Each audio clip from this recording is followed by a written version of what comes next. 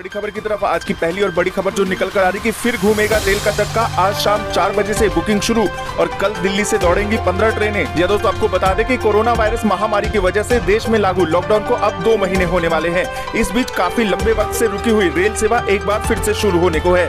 12 मई से राजधानी दिल्ली से कुछ ट्रेनों की शुरुआत की जाएगी, जिसके लिए 11 मई यानी कि आज शाम 4 बजे से टिकटों की बुकिंग शुरू हो जाएगी।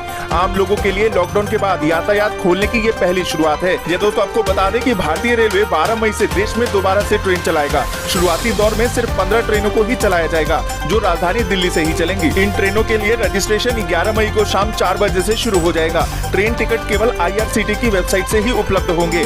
रेलवे स्टेशन पर टिकट की बुकिंग काउंटर बंद रखे जाएंगे। टिकट काउंटर से कोई भी टिकट नहीं जारी किया जाएगा। मतलब साफ है कि यात्री सिर्फ ऑनलाइन ही टिकट खरीद सकते हैं। जो कंफर्म टिकट होंगे उन्हें ही यात्रा करने दिया जाएगा। ये दोस्तों आपको बता दें कि अभी भारतीय रेलवे के द्वारा नई दिल्ली से स्पेशल ट्रेनें डिब्रूगढ़, आगरतला, हावड़ा, पटना, बिलासपुर, रांची, भुवनेश्वर, सिकंदराबाद, बेंगलुरु, चेन्नई, तिरुवनंतपुरम, मडगांव, मुंबई सेंट्रल, अहमदाबाद और जम्मू तवी के लिए चलेंगी। रेलवे की ओर से कोशिश की जा रही है कि दिल्ली से अधिकतर राज्यों की राजधानियां या फिर मुख्य शहरों को जोड़ा जा सके। यह दोस्तों आपको बता दें कि इन ट्रेन के टिकट सामान्य से कुछ महंगे होंगे या फिर राजधानी के टिकट के बराबर खर्च वहन करना होगा। दोस्तों जिसका पूरे देश को इंतजार था वो घड़ी आ गई है, यानी कि अब ट्रेनों को शुरू किया जा रहा है। अगर आप कहीं फंसे हुए और दूसरे राज्य में जाना चाहते हैं तो आपके लिए खुशखबरी है, परंतु रेलवे के लिए आपको टिकट ऑनलाइन बुक कराना पड़ेगा।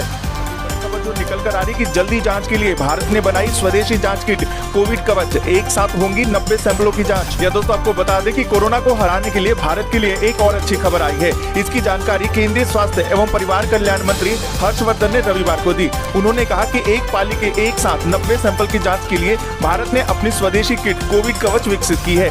कोरोना वायरस संक्रमण का पता लगाने के लिए यह अहम भूमिका अदा करेगी। उन्होंने कहा कि यह मेक इन इंडिया प्रोजेक्ट है। इस कोविड कवच किट से न केवल एक दिन में कई जांच हो सकेंगी, बल्कि इससे अधिक कोरोना पॉजिटिव का पता लगाने में जांच दल को मदद मिलेगी। यह दोस्तों आपको बता दें कि पुणे के राष्ट्रीय विषाणु विज्ञान संस्थान ने ये पहली स्वदेशी एंटीबॉडी जांच किट विकसित की है। स्वास्थ्य मंत्री ने अपने कई ट्वीट में कहा कि पुणे के राष्ट्रीय विषाणु विज्ञान संस्थान ने शरीर में कोविड-19 के एंटीबॉडी का पता लगाने वाली पहली स्वदेशी जांच किट सफलतापूर्वक विकसित की है। यह दोस्तों आपको जो निकल कर आ रही है कि अगर आपके खाते में नहीं आए हैं 2-2 हजार रुपए तो इस नंबर पर करें कॉल, जल्दी क्रेडिट होंगे पैसे। यह दोस्तों आपको बता दें कि देश भर में फैले कोरोना वायरस के बीच सरकार देश के गरीबों और किसानों के लिए राशन के साथ साथ आर्थिक मदद भी कर रही है। वित्त मंत्री ने PM किसान योजना के तहत किसानों के खाते में 2,000 रुपए ट्रांसफर किए हैं, जिससे कि किसान अपने कामकाज को कर सके। शनिवार को वित्त मंत्री ने ट्वीट करके बताया कि PM किसान योजना के तहत 9.13 करोड़ किसानों को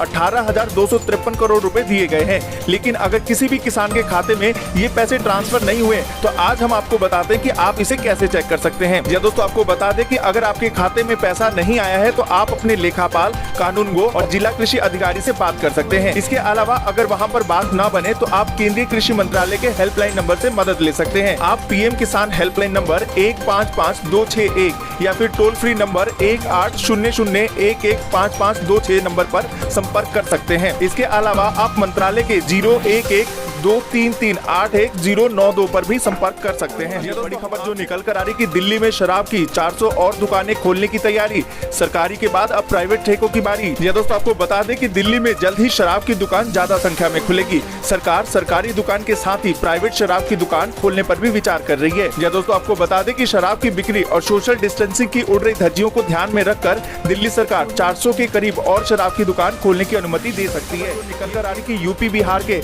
1500 मजदूरों ने चेन्नई हाईवे किया ब्लॉक, घर वापसी की मांग। यह दोस्तों आपको बता दें कि आंध्र प्रदेश के चित्तूर जिले में बड़ी संख्या में प्रवासी मजदूरों ने चेन्नई और श्रीकालाहस्ती को जोड़ने वाले हाईवे को जाम कर दिया है। मजदूरों का कहना है कि उन्हें गृह राज्य भेजा जाए।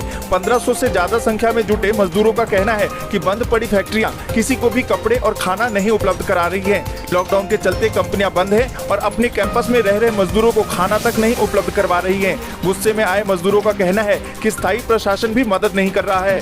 स्थानीय प्रशासन ने मजदूरों को रेलवे ट्रैक से हटा दिया है। ई-कॉमर्स ऑर्डर में भी आ रही है तेजी। ग्रीन और ऑरेंज जोन में खूब बिक रहे हैं गैर आवश्यक सामान। यह दोस्तों आपको बता दें कि ई-कॉमर्स प्लेटफॉर्म पर आने वाले ऑर्डर्स में तेजी देखी गई है। इंडस्ट्री से जुड़े अधिकारियों के अनुसार परिधान, स्मार्टफोन सहित कई दूसरे उत्पादों के ऑर्डर्स तेजी से बढ़ रहे हैं। हालांकि लॉकडाउन के चलते कई महीने से पहले सप्ताह में ई-कॉमर्स प्लेटफॉर्म पर गैर आवश्यक वस्तुओं की बिक्री पिछले साल की समान अवधि की तुलना में कम रही है। गौरतलब है कि देश में 25 मार्च से ही लॉकडाउन लागू लागू है। 2 चरणों के 40 दिन के लॉकडाउन के बाद 4 मई से ग्रीन और ऑरेंज जोन में ई कॉमर्स कंपनियों को सभी उत्पाद बेचने की अनुमति दी गई थी। यह दोस्तों आपको बता दें